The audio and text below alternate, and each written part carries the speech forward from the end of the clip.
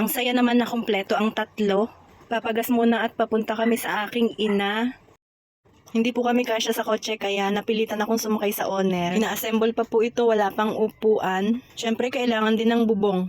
Ang dati po naming sasakyan ay owner lang din. Hoy, bakit ganyan ka? Si Bart.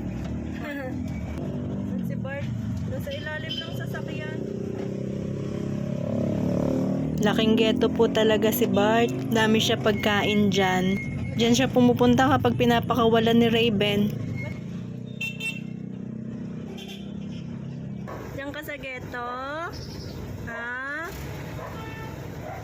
Hinihintay niya bumalik si Kuya Raven ay kasama namin. Pagbalik namin, nasa ghetto pa rin si Bart. Bart! Hello Bart! Bye-bye muna Bart! Bart, bye-bye! Si Tali iwan din.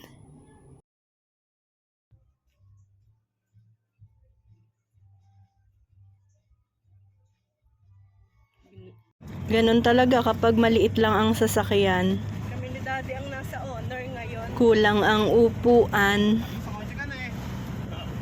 Kapag OTJ ang sasakyan, pwede kahit sa bundok, hindi sa sayad. Kapag ganitong okasyon, Pasko, mabuti nakakapagbanding ang aking mga anak. Nandun sila sa kotse. Pasensya na po mahihilo kayo sa panonood. Matigtig po ang aking sasakyan. Ayos din naman, fresh pa ang hangin dito. Kapag kotse naman, minsan mas masarap ang bukas ang bintana.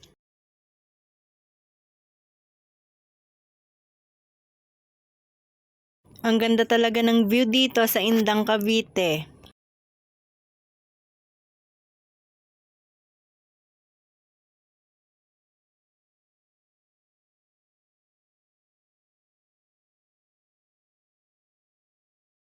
Salamat at nakarating ulit kami, nakauwi ulit kami kay ina. Siyempre ang pamilya minsan lang makumpleto. Sigurado ang saya-saya ng aking ina ngayon. May palechon belly ang aking kapatid. Sabi niya madalang daw akong umuwi. Nagbibisi lang. Luto ko yan, spaghetti. My favorite leche plan. Pepperoni yung isa ay 4 cheese. Sarap kumain kapag kumpleto ang pamilya. Welcome po sa munting bahay ng aking ina. Pagyaman ko, una ko yan ipapagawa. Charot!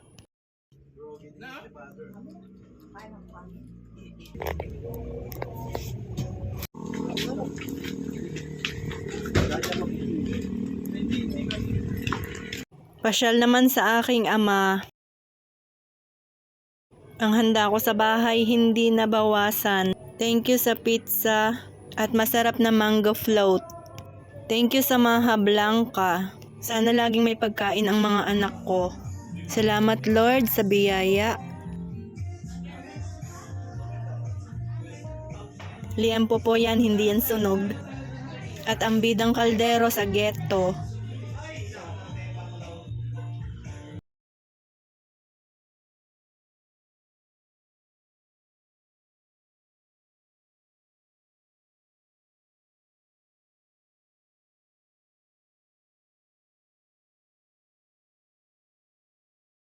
Bye-bye po.